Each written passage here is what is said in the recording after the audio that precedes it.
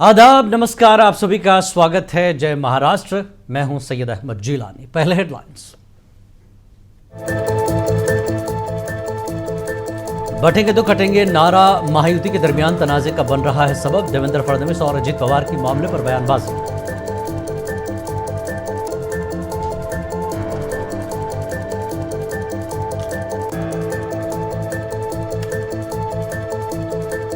फडणवीस ने कहा, अजित पवार को आवाम के जज्बात समझने में लगेगा वक्त। अजित पवार के मुताबिक ये नारा महाराष्ट्र में नहीं चलेगा।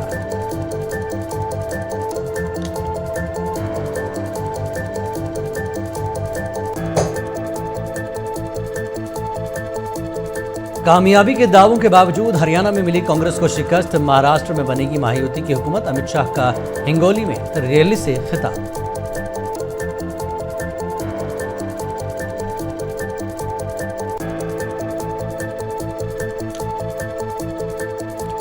बीजेपी झूठे इल्जामात लगाकर जीतना चाहती है इलेक्शन। कांग्रेस अपने इंतखाबी वादों पर करती है अमल। अशोक गहलोत का बयान।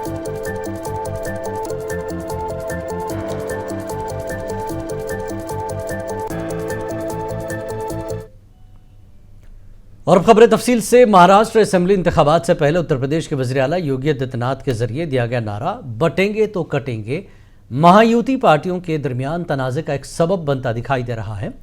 एनसीपी सरबराह अजित पवार ने इसकी मुखालफत की है और देवेंद्र फडणवीस ने अजित पवार के बयान पर रद्दमल देते हुए कहा कि अजित पवार दहाइयों तक ऐसे नज़रियात के साथ रहे हैं जो सेकुलरिज्म की आड़ में हिंदू मुखालिफ हैं। उन्होंने कहा कि खुद को सेकुलर कहने वालों में हकीकी सेकुलरिज्म का फुकदान है और उनका हदफ हमेशा हिंदुत्व की मुखालिफत रहा है। देवेंद्र फडणवीस ने मजीद कहा कि अजित पवार को आवाम के जज्बात समझने में वक्त लगेगा और शायद वो अपने बयान के असल मतलब को वाज़ेह करने में नाकाम रहे। हम योगी जी के बयान के बारे में बात कर रहे थे, तो आपके एक सहकर्मी हैं अजीत पवार जी, उन्होंने कहा इसके लिए जगह नहीं है। पंकजा भी कहती है कि इसके लिए जगह नहीं है। पहली बात तो ये है कि शायद ये लोग या तो जनता का सेंटिमेंट नहीं समझ पाए या फिर इस बात का वो मतलब नहीं समझ पाए या बोलते हुए वो शायद कुछ और कहना चाहते हैं और उसका अर्थ अलग गया। इन तीनों में से कोई हो सकता है। जहां तक अजीत दादा का सवाल है, मुझे लगता है कि दशकों अजीत दादा ऐसे विचारों में रहे हैं कि जिन विचारों में सेक्युलरिज्म नाम का एक इस प्रकार का विचार है जो मैं ऐसा मानता हूं कि हिंदू विरोधी है। वहीं अजित पवार का कहना है कि बीजेपी के बटेंगे तो कटेंगे का नारा महाराष्ट्र में नहीं चलेगा। उन्होंने कहा कि महाराष्ट्र दीगर रियासतों जैसा नहीं है और यहां के लोग हमेशा फिरकावाराना आहंगी के हामी रहे हैं। किसी ने बताया अगर सीए की बात थी तो अब बटेंगे तो कटेंगे वाला जो नारा है उसको हमने सबने विरोध किया है। मैंने अकेले ने नहीं, मेरी पार्टियों ने तो किया ही किया। बीजेपी के मुझे किसी ने बताया, पंकजा मुंडे ने भी विरोध किया। तो विरोध करने से क्या होता है? पार्टी में तो आप हैं वैसे भी ना, महायुति में। एक स्टेट के चीफ मिनिस्टर आते हैं और वो बोल देते हैं बटेंगे कटेंगे, तुरंत हमने बताया कि ये कि उत्तर प्रदेश नहीं है, नॉर्थ में ये चलता होगा। हमारे महाराष्ट्र में शिवशाहू फुले अम्बेडकर की विचारधाराओं से महाराष्ट्र चलता है। मैंने हमेशा देखा है, जब से मैं पॉलिटिक्स में आया हूं या उससे पहले एक स्टूडेंट के नाते मैं जब सोचता था तो भी मैंने देखा है, उसके बजाय वो दूसरा कोई सोच ही नहीं सकता। और नेशनलिस्ट कांग्रेस पार्टी शरद चंद्र पवार की कारगुजार सदर सुप्रिया सोले ने कहा कि महाराष्ट्र के इंतखाबात उनके वालिद शरद पवार और कजन और deputy chief minister CM Ajit Pawar के दरमियान नहीं बल्कि नजरियाती बुनियादों पर लड़े जा रहे हैं। सुप्रिया सोले ने बारामती में इंतखाबी मुहिम चलाई। यहाँ उन्होंने अपने भतीजे योगेंद्र पवार के हक में वोट मांगे। वाजिर के बारामती हल्के में अजित पवार और योगेंद्र पवार के दरमियान मुकाबला है। सुप्रिया का अजित पवार के खिलाफ बढ़ चढ़ कर तशहीरी मुहिम करना खानदान के आपसी रिश्तों में भी कड़वाहट होना लाजमी है।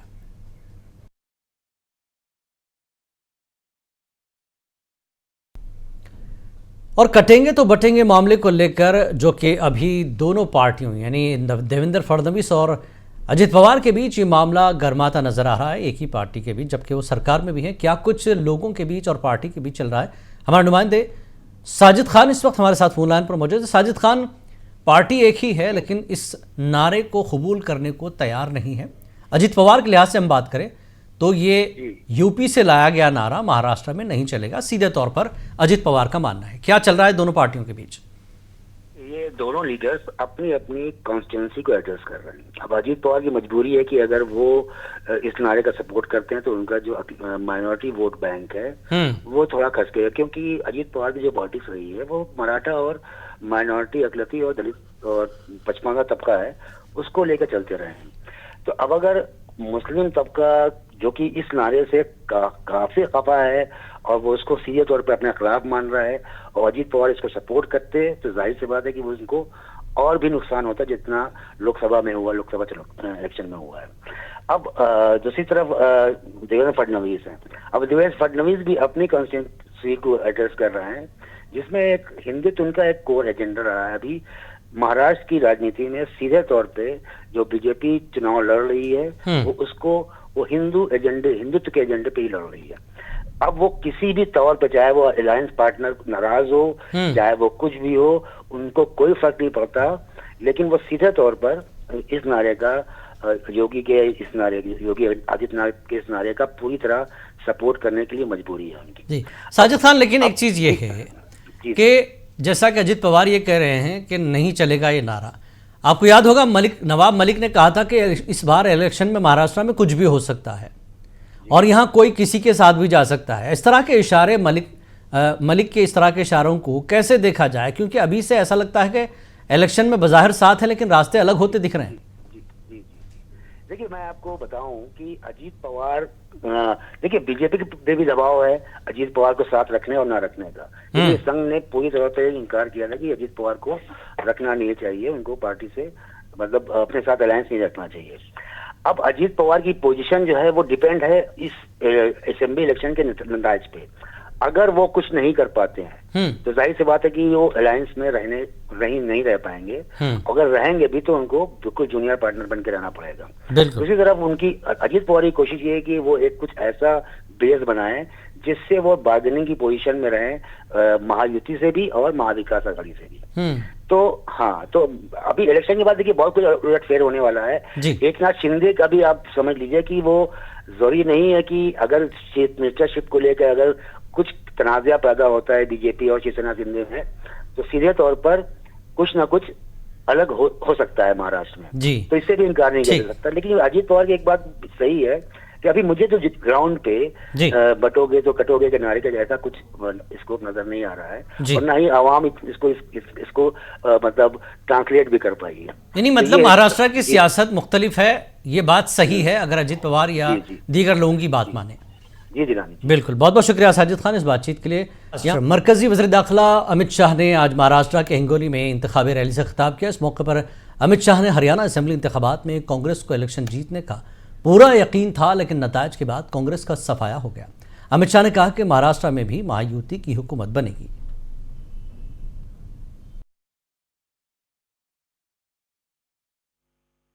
हरियाणा चुनाव के अंदर राहुल बाबा ने ताल ठोक कर कहा कि हम तो जीत चुके। इतना अहंकार, लोकतंत्र में इतना अहंकार, और परिणाम देखिए हरियाणा में कांग्रेस का सुपड़ा साफ हो गया और भाजपा की सरकार बनी। मैं आज कहने आया हूं महाराष्ट्र की जनता को, पूरा देश मोदी जी के साथ है। महाराष्ट्र की हर लाडली बहना एकनाथ शिंदे और देवेंद्र फडणवीस के साथ है। मरकजी वज़ीर दाखिला अमित शाह ने ट्वीट किया कि आज महाराष्ट्र के हिंगोली असेंबली हल्के में उनकी इंतखाबी मुहिम के दौरान इलेक्शन कमीशन के एहलकारों ने उनके हेलीकॉप्टर का मुआयना किया। अमित शाह ने कहा कि बीजेपी मुनसिफाना इंतखाबात और सेहतमंद इंतखाबी निज़ाम में यकीन रखती है और इलेक्शन कमीशन के बनाए गए तमाम उसूलों पर अमल करती है। वज़ीर दाखिला ने मज़ीद कहा कि हम सबको एक सेहतमंद इंतखाबी निज़ाम में अपना रोल अदा करना चाहिए और हिंदुस्तान को दुनिया की सबसे मजबूत जमहूरियत के तौर पर बरकरार रखने के लिए अपने फराइज अदा करना चाहिए। शिवसेना यूबीटी के लीडर संजय राउत ने कहा कि महाराष्ट्र के लोग वजीर आजम मोदी के बयान पर भरोसा नहीं करते। महाविकास अघाड़ी में तीनों पार्टियां एक साथ हैं। उन्होंने कहा कि 23 नवंबर के बाद कोई महायुति नहीं होगी, महाविकास अघाड़ी हुकूमत बनाएगी। ये महाविकास आघाड़ी है, हम तीनों एक साथ है, हम एक है और आपसे ज्यादा सेफ है महाराष्ट्र में। और दूसरी बात ऐसे किसका रिमोट कंट्रोल किसके हाथ में है ये जनता तय करेगी। आपने जो शिवसेना तोड़कर एक अलग गुट बनाया है उसका रिमोट कंट्रोल जरूर आपके हाथ में होगा, लेकिन हमारा रिमोट कंट्रोल आपके हाथ में देने से हम बच गए, इसलिए आप हम पर नाराज है। मुझे मालूम है हम स्वाभिमानी लोग हैं, महाराष्ट्र और शिवसेना आपके चंगुल में आने वाली नहीं है। बात ऐसी है भाई कि मैंने पहले भी कहा है 23 तारीख के बाद महायुति नहीं रहेगी, क्योंकि मुख्यमंत्री ही नहीं रहेगा। एकनाथ शिंदे को ये किसी भी हालत में मुख्यमंत्री नहीं बना रहे हैं। सबसे पहले उनको बहुमत नहीं मिलेगा, लीडर ऑफ अपोजिशन भी शिंदे को नहीं बनाएंगे, सरकार हमारी बन रही है, तो उनका कोई फायदा ही नहीं है शिंदे और अजित पवार का। भी काम हो गया। अभी राजस्थान के साबिक वज़ीर आला और कांग्रेस लीडर अशोक गहलोत इन दिनों मुंबई में हैं और पार्टी की इंतखाबी मुहिम में हिस्सा ले रहे हैं। अशोक गहलोत ने मीडिया से बात करते हुए कहा कि राहुल गांधी ने बारहा कहा कि हम नजरियाती जंग लड़ रहे हैं, हमने 5 जमानतें दी हैं, वो बहुत अच्छी गारंटी है, लेकिन बीजेपी वावेला मचा रही है कि कर्नाटक, तेलंगाना और हिमाचल में इंतखाबी वादों पर अमल नहीं किया गया है। गहलोत ने कहा कि बीजेपी झूठे इल्जामात लगाकर इलेक्शन जीतना चाहती है। ये तो अनावश्यक जो है हमारी पार्टी के बारे में हमें क्या बुलवाएं, ये सलाह देने की आवश्यकता नहीं है। राहुल गांधी जी ने बार बार कहा कि लड़ाई हमारी विचारधारा की लड़ाई है, और विचारधारा कुछ तो नजदीक आए होंगे हम लोग शिवसेना के। जैसे मिनिमम प्रोग्राम बनता है, कॉमन मिनिमम प्रोग्राम बनता है, तो सब पार्टियां उस ढंग से बिहेव करती है जिससे कि सबके कॉमन मिनिमम प्रोग्राम बन सके। उसी ढंग का आज गठबंधन चल रहा है। 5 गारंटी दी गई है, वो बहुत शानदार गारंटी हैं। वो कहते हैं तो लागू ही नहीं हुई है कर्नाटका के अंदर, तेलंगाना के अंदर, हिमाचल में। वो गलत है। उनके मुख्यमंत्री आके चले गए, ऑफर दे दे 4 प्लेन लेके आ रहे हो, हम पेमेंट करेंगे, आप देख लीजिए क्या हुआ। तो ये बोलती बंद हो गई लोगों की। महाराष्ट्र असेंबली इंतखाबात पर कांग्रेस लीडर सचिन पायलट का कहना है कि महाराष्ट्र के इंतखाबात बहुत अहम हैं और पूरा मुल्क महाराष्ट्र के लोगों की तरफ देख रहा है। लोकसभा इंतखाबात में लोगों ने इंडिया इत्तेहाद और MVA की हिमायत की थी। आज हमारा इत्तेहाद मजबूत है और हमारी पॉलिसियां, एजेंडा और मुहिम बहुत बेहतर है। महत्वपूर्ण है और मैं समझता हूँ पूरे देश की निगाह आज महाराष्ट्र के लोगों के ऊपर है। लोकसभा चुनाव में अच्छे बहुमत के साथ इंडिया गठबंधन को और MVA को लोगों ने सपोर्ट किया था। वही सेंटिमेंट मैं आज देख रहा हूँ। हमारा गठबंधन मजबूत है, हमारी पॉलिसीज, हमारा एजेंडा, हमारे कैंपेन, हमारे कैंडिडेट्स बहुत बेहतर हैं और सरकार के कामकाज को लोग देख चुके हैं। सरकार के आखिरी हफ्तों में एक घोषणा आप कर दें लोगों का वोट लेने के लिए, उसको लोग गंभीरता से नहीं लेते हैं। लेकिन जिस इलाके में हम आज बैठे हैं, औरंगाबाद है, नांदेड़, लातूर, हिंगोली, इस पूरी मराठवाड़ा के अंदर कांग्रेस पार्टी बहुत मजबूत है हर क्षेत्र में। कल राहुल गांधी जी भी आए थे नांदेड़ में, और मैं ऐसा मानता हूं कि हमारा कैंपेन एक पॉजिटिव कैंपेन है। चाहे वो फसल खरीद हो, कपास की, सोयाबीन की, हमारी पार्टी ने कमिटमेंट किया है। बीजेपी सरकार चाहे केंद्र की हो, चाहे यहाँ महाराष्ट्र में सरकार हो, ये दोनों सरकारें सिर्फ और सिर्फ वोट की राजनीति कर रही हैं। अभी वंचित बहुजन अघाड़ी के सदर प्रकाश अम्बेडकर ने बटेंगे तो कटेंगे के नारे पर तबसरा करते हुए कहा कि ओबीसी के रिजर्वेशन में पहले ही कटौती की जा चुकी है, ये बीजेपी ने किया है। अवाम को समझना चाहिए और उन्हें इख्तिदार से हटाना चाहिए।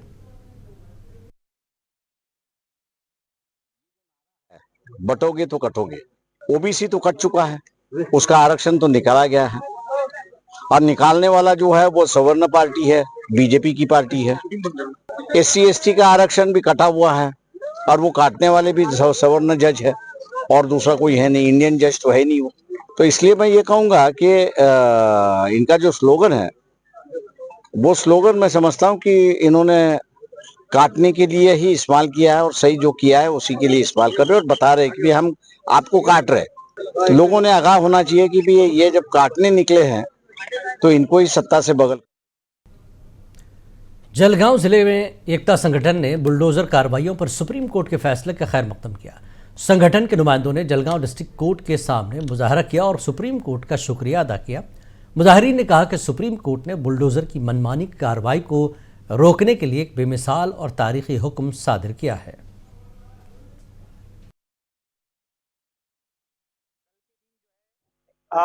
सुप्रीम कोर्ट ने जो एक तारीख साज फैसला दिया कि जो कुछ रियासतों के अंदर खास तौर पर यूपी, एमपी और ऐसी जगहों पर जहां बीजेपी की सरकार है कि जो कानून को तोड़ते हुए अपने हाथ में कानून लेकर उन लोगों के घरों को कि जिनसे कुछ जुर्म साबित हुआ और वो वहीं पर जो है बुलडोजर के जरिए से उनके घरों को तोड़ रही थी और एक उन पर जुल्म कर रही थी। और ये कानून ने जो है सुप्रीम कोर्ट ने फैसला दिया कि अब ऐसा नहीं चलेगा, बल्कि सजा देना ये सुप्रीम कोर्ट का इख्तियार है। ये किसी को इख्तियार नहीं है कि वो जो है किसी का भी घर तोड़ दे। इसलिए हम जलगांव एकता संगठन की तरफ से सुप्रीम कोर्ट का ये इस फैसले का इस्तेकबाल करते हैं। बहुत अच्छा फैसला और सबके लिए एक समाधान कारक फैसला आया है। वो ये है क्लियर कट की जो खास करके उत्तर प्रदेश, मध्य प्रदेश की सरकारों ने किसी के हाथ से कोई छोटा मोटा गुनाह भी होता था तो उसी वक्त जाके उसका घर बुलडोजर के तहत पूरा नष्ट किया जाता था। लेकिन सुप्रीम कोर्ट ने अब ऐसे अधिकारियों को सख्त आदेश दे दिया है कि हु आर यू, तुम कौन होते हो हाथ में न्याय लेने वाले, और कौन होते हो तुम अतिक्रमण के लिए घर तोड़ने वाले। अगर आपको कुछ करना है तो सुप्रीम कोर्ट ने उनको सर्वोच्च निर्देशन दिए है कि इस 15 तहकीकात करने के बाद आप जितना, अगर वो नगर पालिका कॉरपोरेशन के अतिक्रमण में तो उतना ही हिस्सा तोड़ना चाहिए, लेकिन कोई गुनहगार है तो उसके घर को जाके तोड़ो, ये तुम्हारा काम नहीं है। शोलापुर शहर के सेंट्रल हलके से डॉक्टर संदीप बहसीत आज़ाद उम्मीदवार इंतखाबी मैदान में है। इस मौके पर मीडिया से बात करते हुए उन्होंने कहा कि शोलापुर शहर में 40 साल से कोई तरक्की नहीं हुई, इसलिए वो इंतखाबी मैदान में उतरे हैं।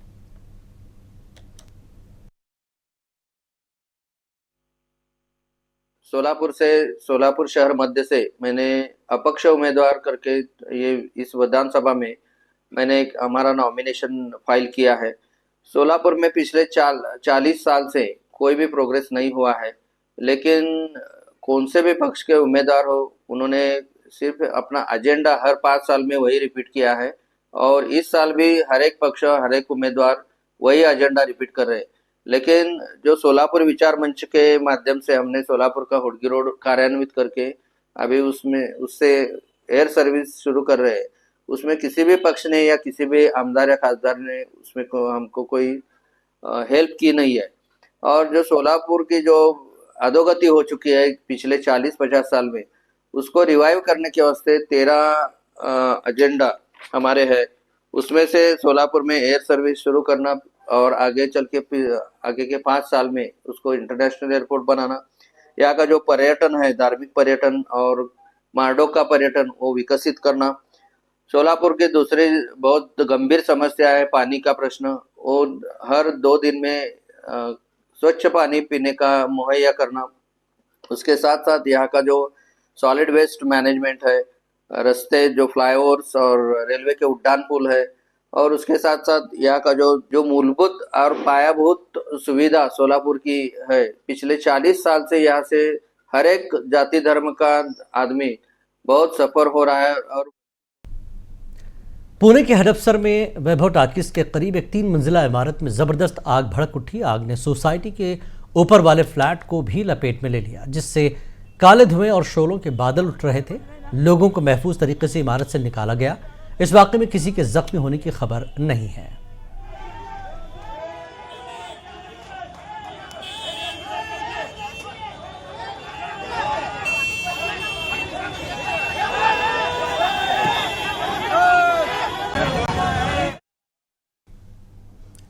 इस बुलेटिन में फिलहाल इतना ही। आदाब।